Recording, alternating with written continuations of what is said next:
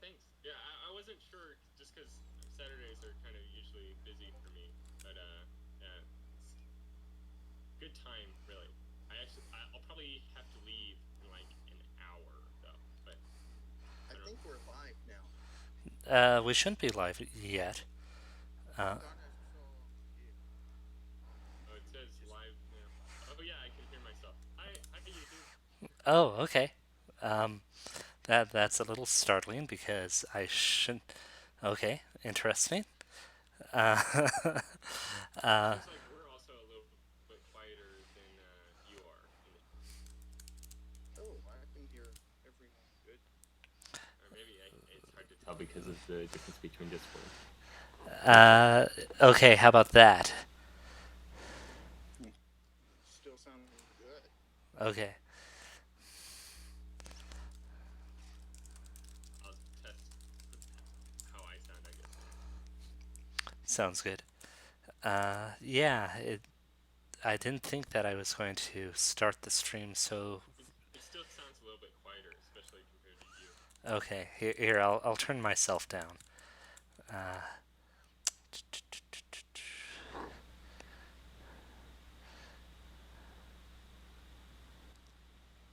all right, how about this? All right, this is just to myself to hear what it sounds. You sound, everybody, you sounds really good. Sounds better, yeah. It seems like a good level. Okay, excellent. Um, the irony, of course, is I'm older than Dave the Distributist and less of a boomer. So there you go. If Dave ever And so, now, yeah. all Oh right, yeah. Do you want to do the introduction for the stream since we're already live? yeah, let's go ahead and do that. So welcome everyone to the Red Pill Religion podcast. I'm Andrew Stratelites, and I'm joined today by Dunstan and John, and hopefully Oda, if we can work through the audio problems.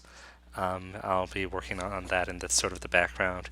But today we're going to sort of talk about first steps into Christianity from like classical theism or someone who accepts natural theology and a creator and that the world has been ordered from God. Um, and this is what came up in the polls as the top thing, and so that's what we're going to chat about. Um, Dunstan, do you mind starting us off? Um, with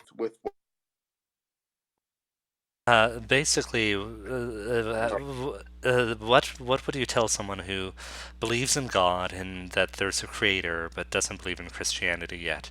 Of where should they look? Maybe who should they read? What should they start thinking about? um, it's a good question. I would go back to many of the church fathers, maybe even Aristotle, um, that talks about how they get very very close to a generic type of God, a deism.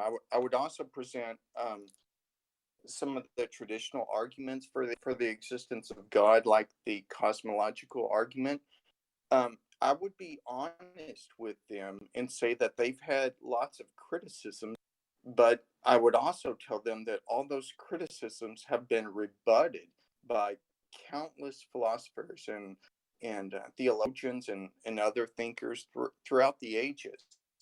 Um, so I would say if you come at the evidence with an open heart and an open mind, you can find through nature um, a plausible understanding that God does exist. And I would simply present him with maybe some of Thomas Aquinas's five, maybe some of the other types of arguments for the existence of God. Yeah. So Well, so go ahead, John. I guess I don't know. It raises another question as to whether even one can uh, reach such a conclusion through the use of reason alone, because it seems like there's sometimes a couple disagreements there between people whether we could even know something like that that's kind of outside the, like, maybe that extends past the limits of reason, or our abilities as human beings to know whether or not God exists, because it's kind of outside of our framework for being able to understand such things. Now, the existence that God does exist. Now, if you're trying to get to what particular God, I think you need more argumentation, more revelation. You need historical investigation and so forth. But I think a bland, I can't hear you. deistic Hey, Oda. portrait of Mhm. Hi, Oda. Hello. Hey, Oda. Is this a live stream? Yeah, Yes. we're live and on air now, so Okay, sorry for interrupting then. no worries. Good. Please continue, Dunstan. I think I was done. I think the reason can only get one so far, and then you really need to have trust in something more. And I think lots of things in our everyday experience point to us needing trust, to our existential dilemma, to our moral conscience, and so many other things. But when you get into history, as if any religion in particular is true, I think we need revelation, and we need God to come down to us. That's revelation in the person of Jesus. But I believe we can show that it's probable that God does exist, but I do think we need to put our trust in, the historical method and things like that to know that God has revealed himself in the person of Jesus. I see. So you can kind of like build up this, I guess, like framework of like a necessary being, with certain like properties of its existence, such as omnipowerful, omnipresent, outside of time, things like that. But in order to get any understanding of like maybe the character of that deity, you'd have to use other evidence, maybe how history plays out, or even whether or not that God became flesh or interacts even with nature at all. Yeah, well, done in some other way. Yeah, you could also look at it this way. I think the from pure reason, you can demonstrate a monotheistic God, but what monotheistic God? The God of Islam or Judaism or Christianity or types of Hinduism or what have you. Then you have to give other arguments, and that's where the historical investigation comes in. That's where also church tradition comes. So I like how you outlined what I said. It's like a skeleton case you can get with pure reason, but with church history and the historical method, you get more precise, specific in one's case. Mm-hmm. That's how I look at it.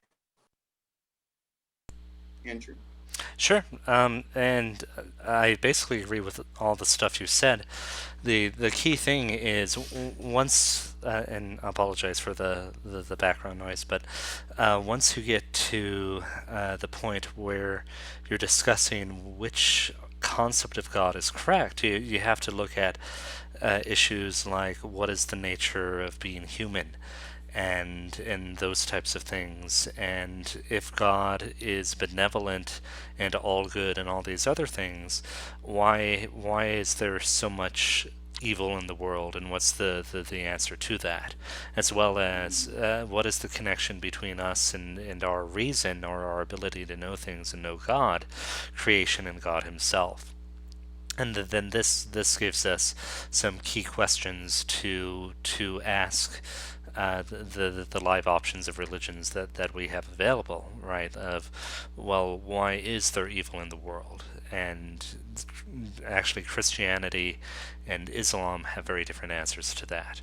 And Judaism is sort of in between with that answer. Why are we able to understand things in the universe? This is another question.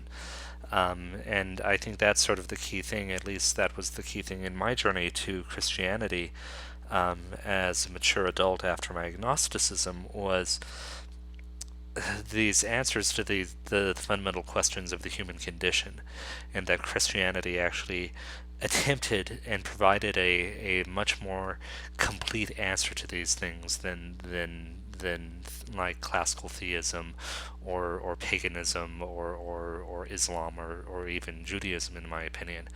And so what do you mean? What do you mean then by the human condition? Sure. So the human condition, Like, or existential? Yeah, I tend to be sort of sympathetic to existentialism, and so the key questions of the human condition are things like, what is our relation to ourselves as individuals versus to the community? And different worldviews have different answers, right? So, like, objectivists say you are only a individual, and your connection to the community is sort of an illusion. And then on the other end of the spectrum is fascism, or these very communitarian-oriented things, where it basically asserts your individualism is an illusion and your real identity is part of the community. And Christianity says, no, you're both a member of the community and you are fully actualized as an individual, and here's exactly how. And there are a couple of big contradictions that are in the human condition. Individual versus community is one. Spirit versus physical is another. Creative being versus obedience is another. Our relation to God, in a very abstract way, is another, and our relationship to love is another. And so all of these questions worldviews try to answer, but I would say that Christianity actually gives the fullest and clearest picture, while the other things reject some aspect of it, right? So, like, atheistic materialism rejects the spiritual entirely. And then on the other end of the spectrum, you have, like, modern New Age religion, which rejects the material totally. Kind of like Gnosticism. Yeah, exactly. So you said that, like, the Christian answer to, like, whether we are a component to a larger organism, or this is my rewording, sorry, a component to the larger, like, community or state, or whether we are an individual kind of self-realized person. You said that the Christian answer is for both, but I guess the question is, like, is it always both? Is there, like, is one of those more emphasized than the other, or does that transition, does that change? Yeah, and I mean that's sort of the key thing, and maybe I'm too Aristotelian in this, but the answer to these things that are in conflict are a transcendent value that basically is above them, and then figures out how to maximize the value of both. So in the individual versus community thing, the answer really is to love God with all your mind, strength, heart, and soul, and then that totally reorientates everything and subordinates everything to where it should be in a given context. Or another way to look at it is love your neighbor as you love yourself, right? And there's a deep connection between how we love ourselves as individuals and how we love the community. And that love is actually the transcendent value that answers the tension between like community and individual. Right. And I do think that when different philosophies and ideologies go astray, they focus on one of these over the other. Like if they focus on the individual, you get radical individualism and postmodernism out of that. Or if you focus on the group identity, well, you don't have the individual voice, and you have groupthink like the Soviet Union or communism or something like that. So it's respect for the individual and the group, both end. So that's one way I like to look at it. And by the way, Andrew, you said something very very nice. You brought up, first of all, the problem of evil, and that's something we all have to deal with, and a solution to our existential dilemma, and our need for something that transcends our mere human cultural milieu. And I do think that's God. I think that's a good argument for why this problem just can't be answered like that, but it's a whole historical process, and it's for the individual to go through time and growing in his spirituality rather than God suddenly just fixing everything, but he has to reveal himself or the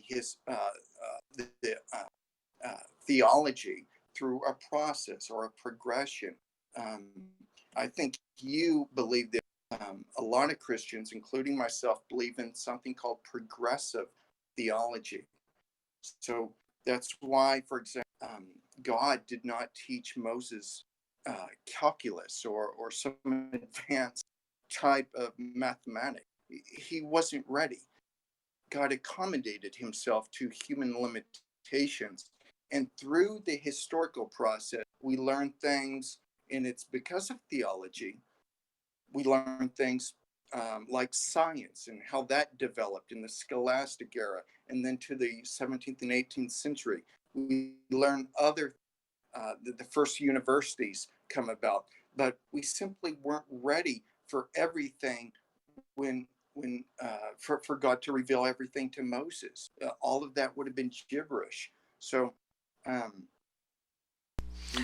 actually, when I think about it, that's a good argument against why didn't God just condemn slavery right? Well, he condemned slavery through a person's heart over time, where he could get into a person's heart. Okay, I've been talking enough, so.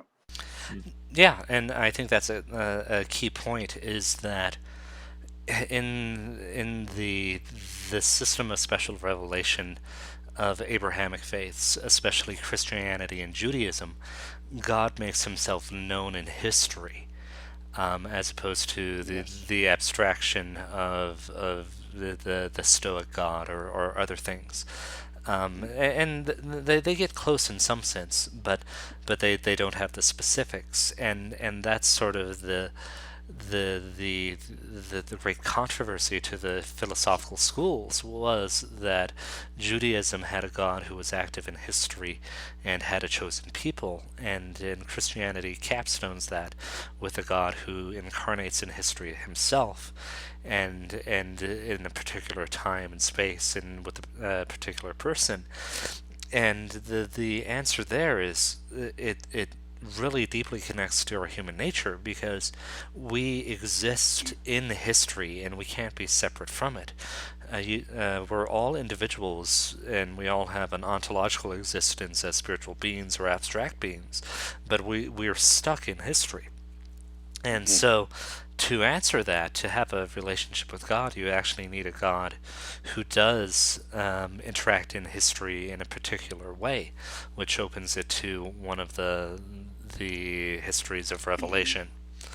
I think that's sort of the key appeal of Christianity, is that it doesn't give a blurred distinction of what it means to be human, but actually God comes to meet us, both through prophets and the ultimate prophet, his Son Jesus Christ. John, before you come in, I wanted to also say, when I do hear naturalists bring something up, is like, well, you can't test Christianity, you can't repeat it. And I always like to bring up that, or like to reply that history by its very nature can't be repeated. You can't put Napoleon in a different time frame rather than the French Revolution and the Napoleonic Wars. You can't replicate the Battle of Waterloo. It's simply so when they the only truth is that which is repeatable or that which is observable. Well, in a certain sense, history operates in cycles. When, for example, you could compare Napoleon to other that have attacked Russia, for example, and all have failed. So there is a certain cyclical vision of history. Mm-hmm. There's this phrase I've heard: history never repeats, but it rhymes with it. Exactly. But I guess getting back into kind of the central topic that I find interesting question is how the let's say the God of philosophy that we can reach through reason and abstraction and understanding of the mechanics of reality, and then the God of history, such as with the Jewish people and with the incarnation. Is there some stepping stone between those two, some sort of something that we can use to bridge the gap between those two ideas? Because I know with I know partially, I guess, with the Stoic philosophy, at least from my understanding, is that the history that occurs is like the enactment of the will of the Logos. So anything that happens is done because it was willed by the gods or the god, whichever god has, I guess, the most power then for the pagans. For that, at least, I can kind of make sense of the understanding of connecting history with God. So, like, if you have two different peoples that are going to go up in battle, whichever people win, it was because the gods favored them in that sense, and that was the connection between the metaphysical and, I don't know, where we are in our present in our own lives. Yeah, and that's sort of the key thing with a few additions for sort of the Christian perspective. One is that persons are the highest type of thing. And so in that sense, God is a person and relates to us as a person in some sense, rather than abstraction or being the unmoved mover, being higher than personhood. Right. I actually had a priest, he talked about how if you were to try to describe a person, like you could describe facts about them, but you couldn't really like describe their character down to a set of propositions or anything like that. There's a personality to them, and similar to how you can't quite just confine God to a set of propositions about himself either. Yeah, the personhood is irreducible. And knowing a person and having a relationship with them is more than just knowing a set of propositions. Right. And so that's sort of one of the key things. And the other key thing, at least for me, is this connection to the problem of evil. And the Stoics hint at this, but they didn't have special revelation, that God, the will of the Logos was to bring everything to the best possible ends. And the sort of key Christian insight is that there's this interaction between the state of the world, God, and ourselves, and that we exist in responsibility to God, and the consequence of that is our ability to affect the world. But God is interacting with us in history, both at the macro level of the chosen people and the Messiah, and the micro level of us as individuals, to bring about the best possible outcome from our mistakes, and to bring that maximally good end to occur.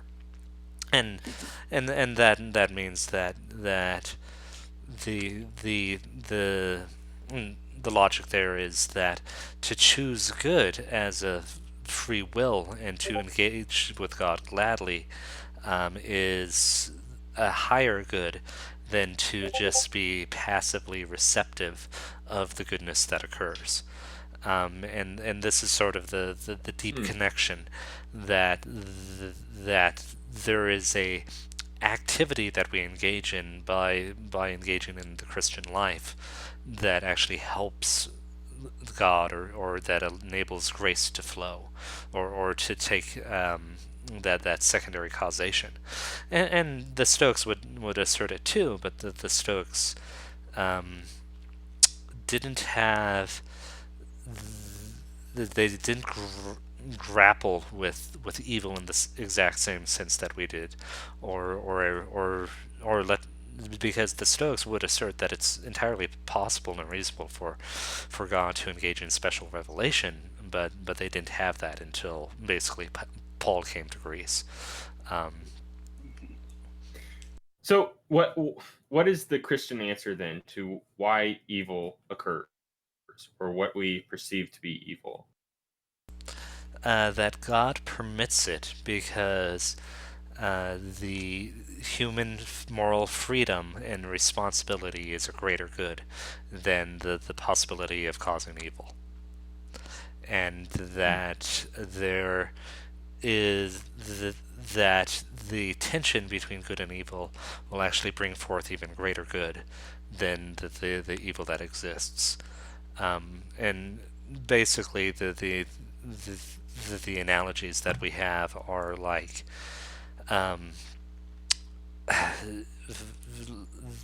playing a video game on hard will actually make you become more skilled than playing it on easy, right? Even though you'll fail a lot more.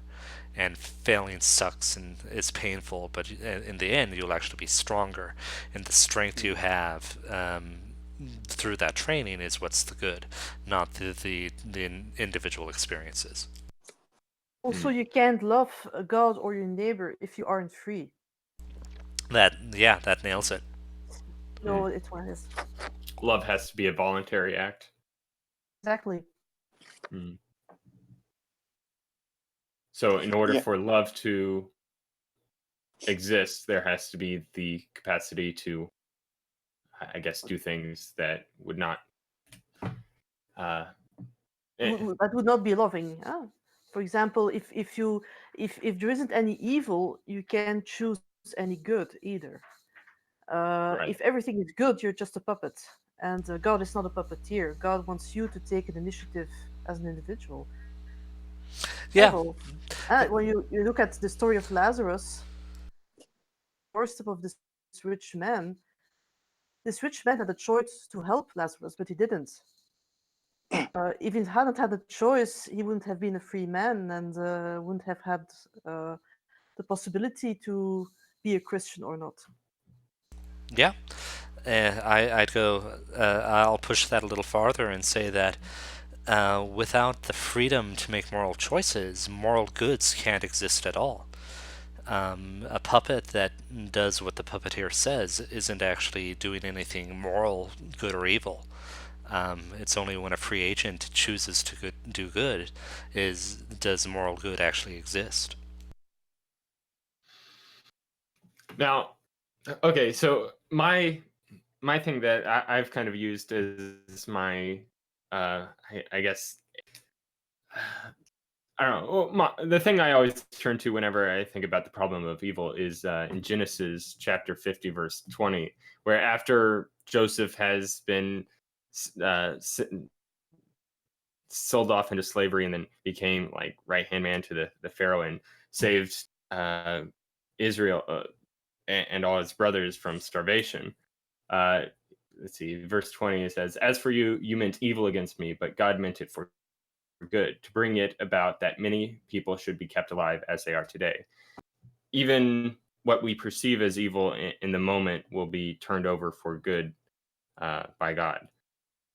Yeah, that's exactly right. And the entire analysis, and God actually literally explains this from his mouth in Genesis, that the reason why we're kicked out of the Garden of Eden and rejected from the ability to have immortality and have to deal with all these physical or natural evils is so that salvation will be possible. And that physical death exists so that we're not guaranteed spiritual death.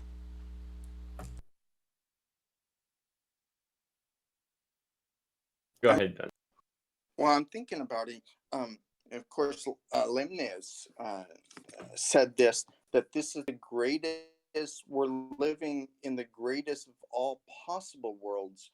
I think that's accomplished as co-creators through the church, and as we discussed last week, and how prayer through God's middle knowledge, which I brought up, has a significant impact on relieving the problem of evil in the world. So I think to bring as many people into the kingdom with with having freedom of the will, there needs to be a certain amount, or the possibility of a certain amount of evil and suffering, but the church, through uh, through progress, through God revealing himself in the historical process, and of course that it comes through prayer, contemplation, studying theology, philosophy, everything like that. From a Christian vantage point, the church can, and building hospitals and so forth, can relieve the evil and suffering in the world. Um,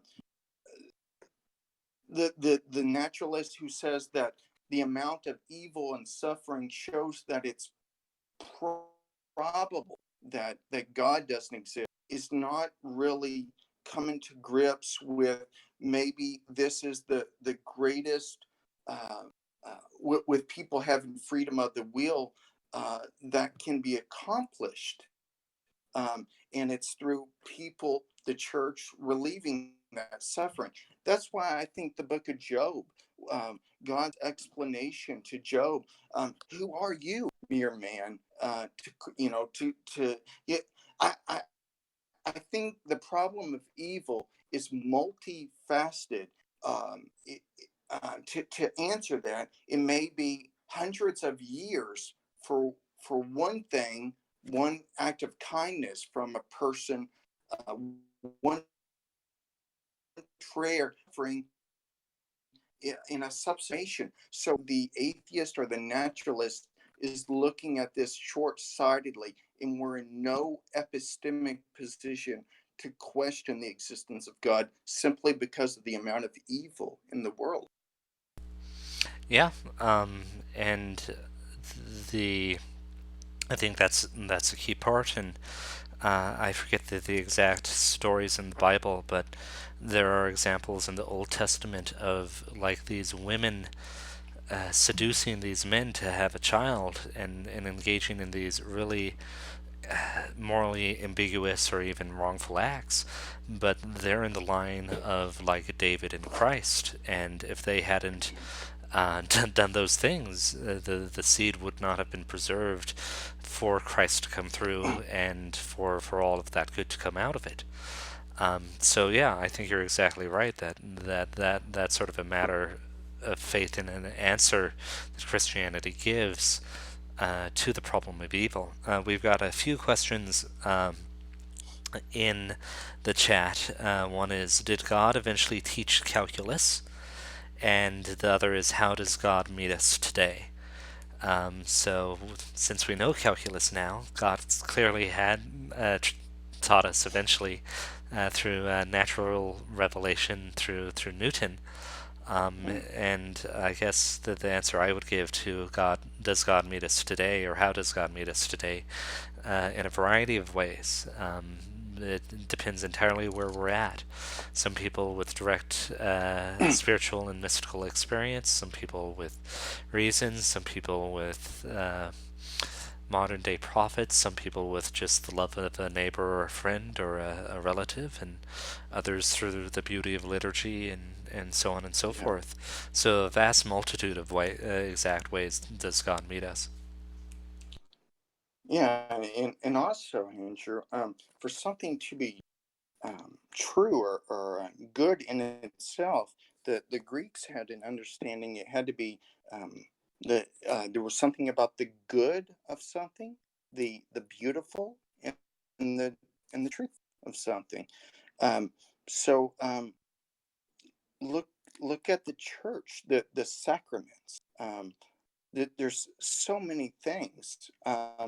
It's those lenses, those worldview questions again that you know, C.S. Lewis.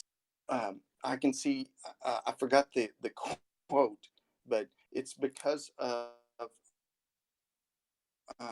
all things. I can see, a different.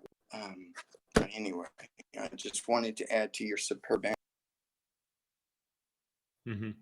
Yeah, I think this quote's something like, "I believe in theology, like I believe through it I can see everything." Yeah. Everything. That's the quote. Yeah. Thank you. So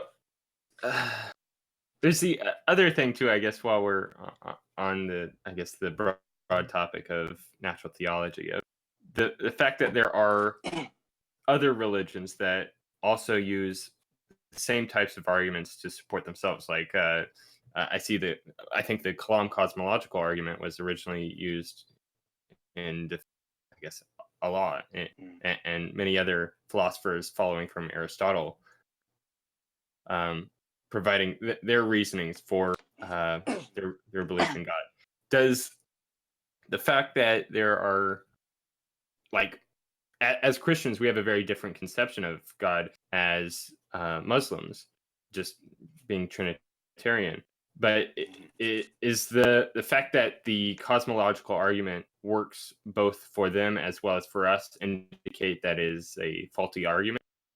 I don't think so. I think, for example, the Kalam cosmological, it only gets to a first cause, not necessarily, or a first moment of time, and not specifically to God. Now, I think you can deduce those properties and show it's God, but the humility of the argument doesn't try to prove too much. I think a lot of these arguments show appeal to a lot of the monotheistic conceptions of God, and but when it comes to knowing or to a more precise virtue and so forth, I think it also has to deal with special revelation.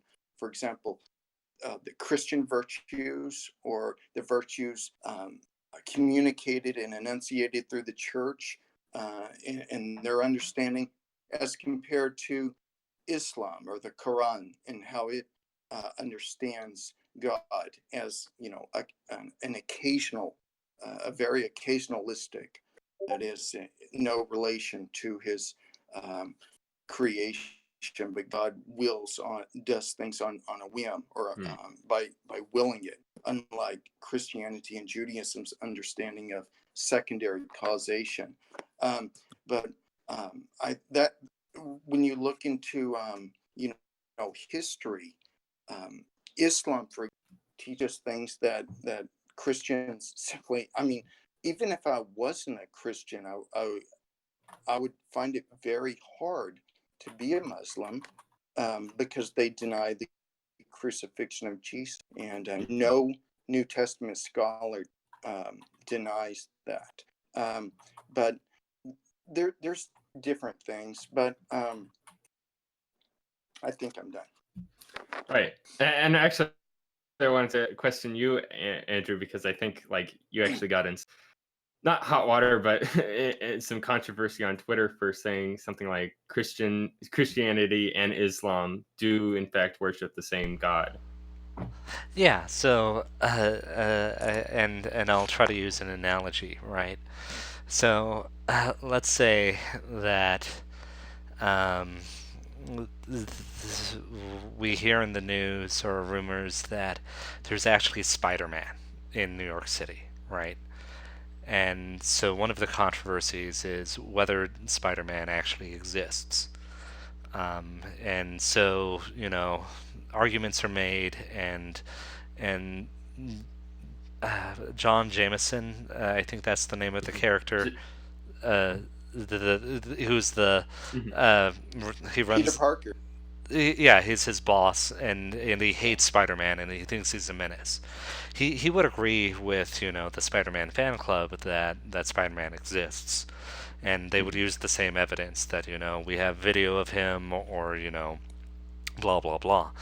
But then when they get into the details, like, well, is he a vigilante that should be arrested, or is he a hero? Or, is it one person or is it many people? All of these things will vary between them. This is sort of one of the key things is if Islam is wrong or off the mark, it's more wrong and off the mark if it actually is trying to describe the God of Christianity. If it's describing some other entity, then it might not actually be off the mark for that entity. And I don't think that's what Christians want to say. We want to say that they're right in some things, that God has the lordship, and God created everyone, and God loves you, and God makes the laws, and so on and so forth. But then we want to say that they're wrong about Christ and what the laws are, and so on and so forth. But on the other hand, Islam is the one that claims that they are Abrahamic. Christians that have invented Islam. Yeah. So it's the claim that they're Abrahamic, they need to prove it. And their view of God is very different from the Christian view of God. Sure. Go ahead. Well, I just wanted to say high resolution and low resolution. A lot of things look very similar when you're looking from afar, but when you come close and see the details and have a higher resolution, think the details start to emerge, and the conflicts. So there is similarity when you're looking from afar in a low resolution camera or a vantage point. But when you're closer and have a higher resolution, that's when all the differences emerge. Exactly, and you don't have a loving father in Islam, for example. Yeah, there are actually lots of things in the Quran where Muhammad says that he is not, Allah is no one's father, which is a very different understanding than in Judaism and in Christianity. Basically, that, I guess, and it's my own habit that I like to know how I'm wrong very precisely, and I try to do the same thing for others. And the existence of God and that God has lordship is correct in Islam, and that God actually engages in history, and that God is a lawmaker, and God is benevolent and all wise, and so on and so forth.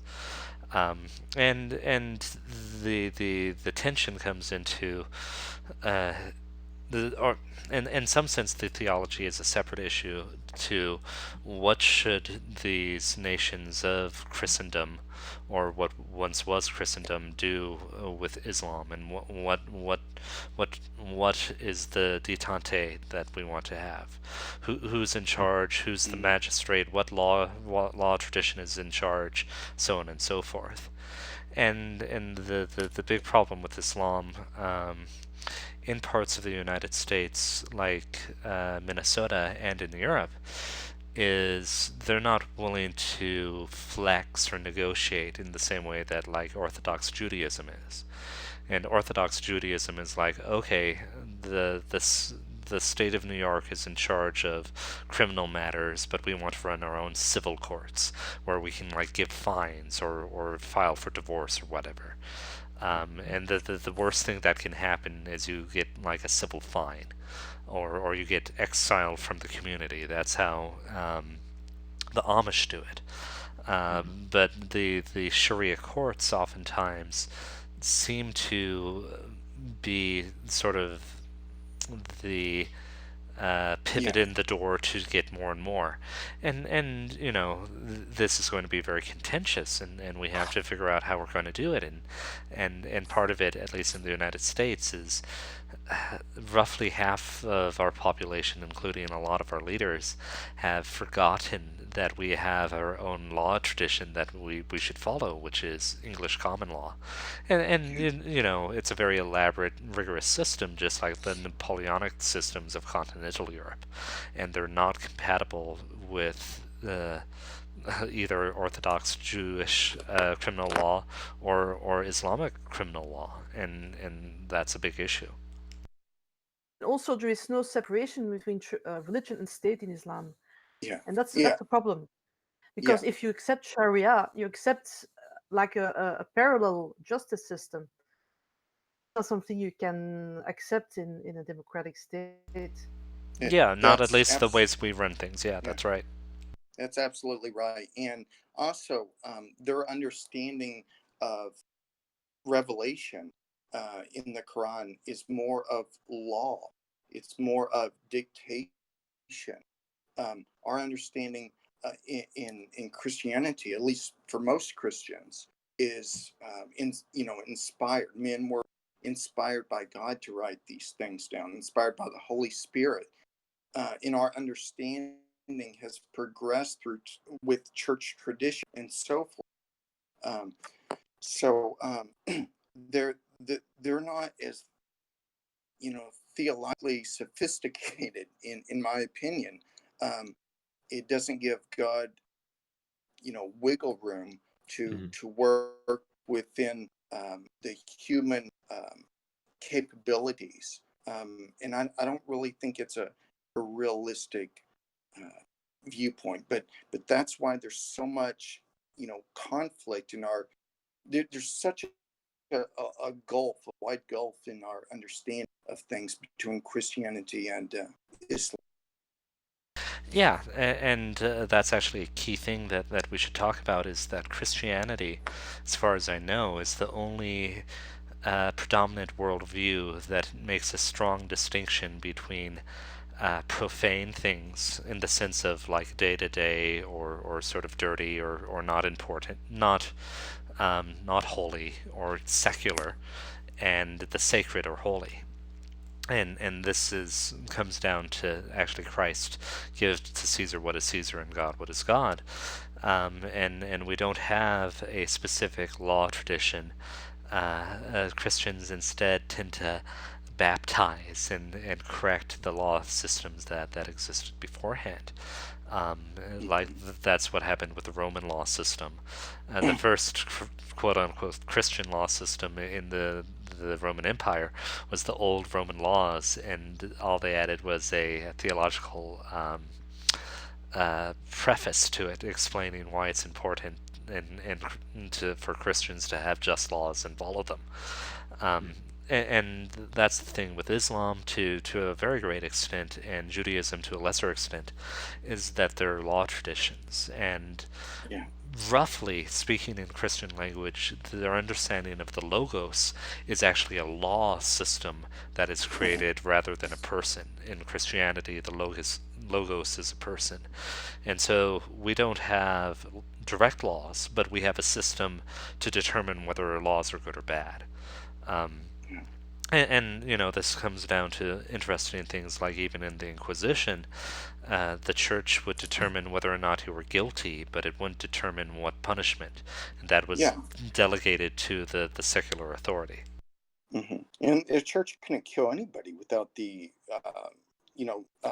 secular authorities would do that. And there were, by the way, there were only 700 and something people that were killed out of 34,000 in the 3 centuries. I'm reading Rodney Stark's works, and that's why I'm getting my research from there. But that clear separation in that separation of church and state, how church authority and secular authority, would go back and forth throughout the centuries. So you did have this power clash at different times. So yeah, there's vast differences.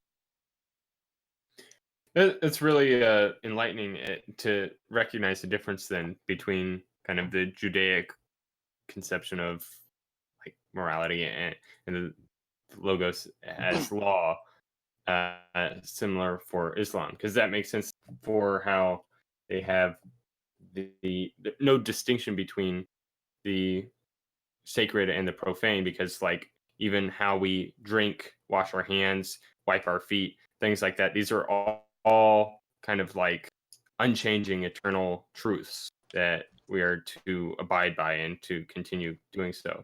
And that makes sense also with the fact of dictation from God rather than inspiration from God, because anything God says must be an eternal truth. Whereas if it's something, I guess, that's inspired by God, there is that location and time where it is like important.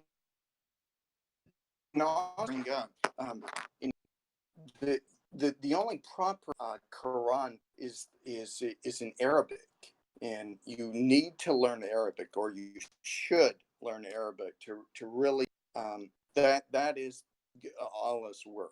It's in Arabic according to followers of Islam, and they believe that the best generation was the one with Muhammad. And any subsequent generation after that wasn't as good as the one. You have this de-evolution with Christian or Judeo-Christian thought. We have this view of progression. We can improve on things, and this is why science, the scientific revolution, not that there were hints of science elsewhere, but the scientific revolution started in Western and nowhere else. And this is one of the first universities. The idea that started the idea of progression. The scholastics would read Aristotle and often dispute that. You often hear a lot of myth that say, well, they were just repeating Aristotle. Nonsense. There's a number of scholastics. I don't have them. Nicholas Orsini is one. I don't have many on that disputed all of the work, or a lot of Aristotle, and tried to add to it. So it's really that progression in Christianity, as opposed to a de-evolution from pristine generation, which was Muhammad's generation. That's in Islam. And I wanted to also bring just comment on about like with that tweet. Makes a lot of sense that we should, like, we're going to have to be interacting with followers of Islam for sure. And so if we're doing so on a point of agreement rather than on a point of kind of disagreement, say that we believe that they're following after some evil deity or something like that, or just following after an illusion would also be kind of a hard point to come to agreement on in order to foster good conversation between them, and especially foster good relationships between them. So I don't know if that's exactly what you were meaning with your original tweet, but yeah, and so as a Christian, my first desire would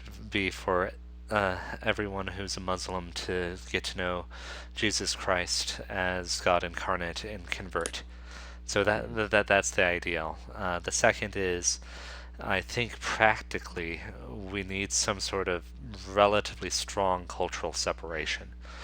At least for the Muslims who are very much into this is our law and governance system and the way we want to do it, and that could be like a confederation or something like that, but there needs to be a strong separation so that it doesn't cause this like renormalization effects. And renormalization is like when the one most stubborn person causes the same policy for everyone. So example of this is like, one child in a school being allergic to peanuts means that no one can bring peanuts. This is already happening, in Western schools. Children are forced to eat halal foods. Yeah. So I think and that so in a pluralistic society, where people have different religions, I think they need to respect the secular state. Oh yeah, and I'm 100% agreement. And I guess the key issue is that barring a miracle, we have to pragmatically choose our battles, right? And the Muslims that are like, yeah, we just want to. We'll respect the secular state, and we'll have our own private school for Islamic theology that follows what the secular state says, and or sort of like the way that the Amish do it in America, right? Something like that roughly would be reasonable, where they're like, this is our community, we're not going to engage in violence, and if they don't agree to stay in the community, they can leave and follow the less stringent secular rules. But we're not going to make the entire society comply with our specific religion. But unlike the Amish, for example, or Orthodox Judaism, they don't stay in their niche. They want to convert the rest of society. Yeah, and that's the problem. There needs to be a mentality change. Yeah, and this is where I actually have some sympathy for like the Catholic integralists, or like Russia, where they say no, you can't proselytize, and it's not just about proselytization. It's about imposing your values. For example, if you have a number of Muslim students in a secular school in the West, they will ask for prayer rooms. They will ask for halal food. They will ask for the right to wear the hijab, the Islamic headscarf, etc., etc. They'll immediately start making demands, and they should understand that other communities have the same rights, and these accept the neutrality of the state. Yeah, and part of it is that they haven't gone through that negotiation process that like the Amish or Orthodox Jews have, where where like in the Amish communities, they only have to go to school to state school through 6th grade, and then the other examples is like they don't have photo IDs because they don't believe in taking pictures. But the issue is that they have to compromise and say, well, we're not going to do IDs, but we're also not going to have driver's licenses. And so those are the types of things that they need to negotiate and have some flexibility on, and they can't just impose their rules on others. And this is the problem in America with sort of centralization, and I don't know what the solution in Europe is, but in America, the issue is once it gets to a federal level, it becomes the same for everyone. And sort of the American solution is to push it down as low as possible. But like you said, if they're wanting to export their values everywhere, then that's not going to work. Exactly. We have this problem in Europe where we have a very imperialistic attitude within the Muslim community, which is very demanding of rights, and also one of the issues is that all religions are equal. And you have the principle of equality in most democratic states. So if you're going to take a measure against one community, you're going to have to take the same measures against the other communities. An example, the Islamic hijab in schools, well, the same will be valid for the Jewish kippah, or like the turban of the Sikhs, or other religious symbols. Discriminates against religions that are very society and don't make any demands. So this is a problem within our Western system, I think. Yeah, I guess the key thing is we look at religion different than the Islamic world does, right? Because we sort of still work in that secular profane um, distinction, and different denominations or branches of Christianity have different policies about what's appropriate to wear to church, but we all agree on what we should wear to the school or the office. Exactly, and if you're going to forbid all religious symbols, you're punishing religions that are actually well adjusted. Do we have to reduce the freedoms of all religions?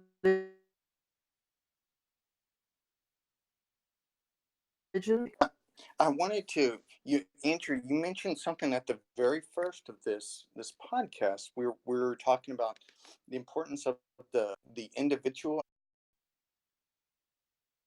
See, and correct me if I'm on the group, at the cost of the individual. And I think, in the United States, at least we have states' rights. That's why a lot of people um, tend to support states' rights and religious freedom. And a person, could potentially, or, states' rights, or more power at the local level. A person could, move to another location, and be, you could see more Islamic imagery in schools, or something like that. But Oda, am I correct in that there seems to be like an overriding central authority in Europe that's imposing this on the individual? I think there is a lot of individual freedom, and when you think about the issue of religious symbols, you have people going to court, especially Muslim women, demanding their freedom to wear the hijab, the Islamic veil. But the problem is that once you have quite a lot of Islamic women within the same school, pressure each other to wear the hijab. So this kind of eliminates individual freedom. And then women from other communities who don't wear the hijab will be respected less because they're not covered. Yeah, So yeah. you have the problem of the freedom of individual versus the freedom of the community and of other individuals. Plus the signaling, right? That the woman wearing a hijab is pious and part of the community and is to be protected, while the woman who isn't is, It's like a political symbol. yeah. Imagine you could have a completely different context. Imagine one person belonged to a very militant party, to uniform, and they would demand the right through court to wear that party uniform to school. If that person would pressure other persons of the same community to wear that party uniform, eventually that party is going to become dominant in your school, and this is going to create people of different philosophical backgrounds. And Yeah. Well, let me ask the question: is it the central authority that's ruling in favor of the Muslims in to make demands at these different schools? I, actually, I just need to head off. So sorry guys, I only had an hour. So God bless you, John. See you later. all right, thank you. Bye. bye bye. God bless. God bless. The problem is that we have religious freedom in the West, and that in principle people are allowed to wear religious symbols. One particular community becomes too dominant and wants to impose that symbol everywhere. This becomes a threat to the freedoms of the other communities. Yeah, when So the we don't have any system to counter this. The only thing we can do within our system is to forbid all religious symbols. yeah. You're going to discriminate against all communities for the behavior of one, and that poses a problem.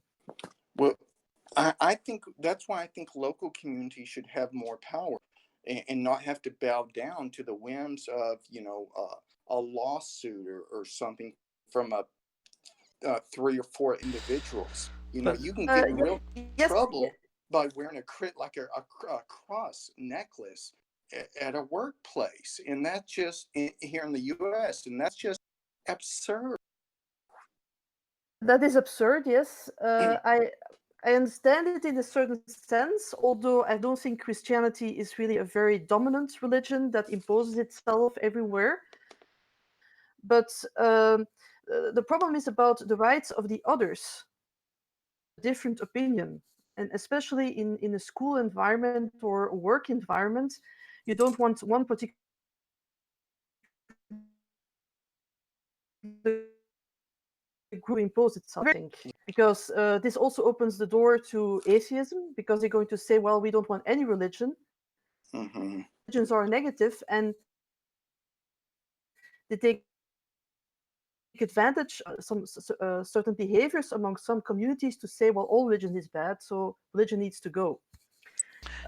Yeah, and sort of the key question is how they interface with the rest of the world, right? So the way that Christians and Jews basically do it, right, is well, I just need my special kosher meal, and I don't care if you're, or this is how a Jew tends to do it, is I just need a kosher meal, and I don't care if you have a kosher meal, and if you have a kosher meal, I'll go to your establishment and eat there. But as long as I'm able to fulfill my religious views, it's fine.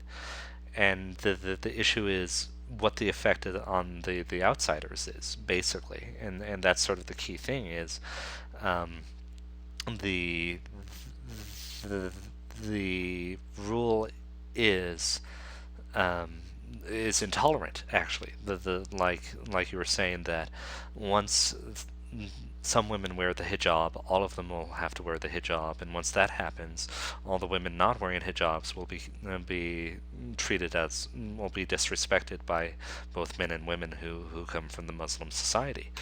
Um, and that's the hard issue, and the sort of American solution is saying, all right, well, if you want to have these radical or these rigorous religious rules on dress and everything, you have to form your own community, and you can have it like in the Amish society, that inside the Amish town itself, they have really strict rules on no buttons and so on and so forth.